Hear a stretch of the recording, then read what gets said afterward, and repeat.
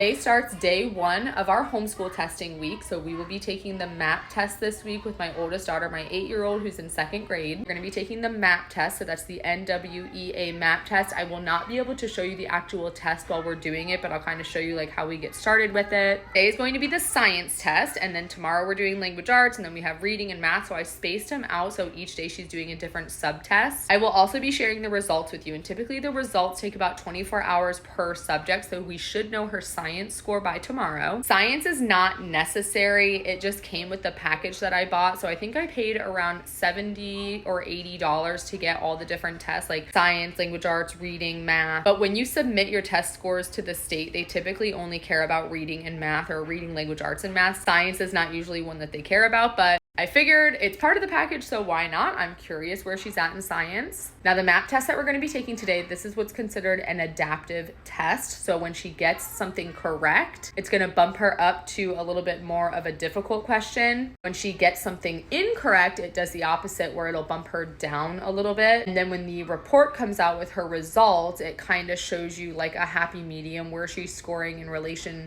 to her same aged peers who also took this test. Even though she's homeschooled, she's going to be compared to all of the students who have taken this MAP test all across the United States, what their scores are compared to her scores, and then they'll give her a percentile, like 31st percentile, 90th percentile, whatever it might be. So the way that I'm going to be doing these testing videos for the week is I'll come on, I'll kind of give you a little introduction of what tests we're doing, and I will end that video with the actual results themselves.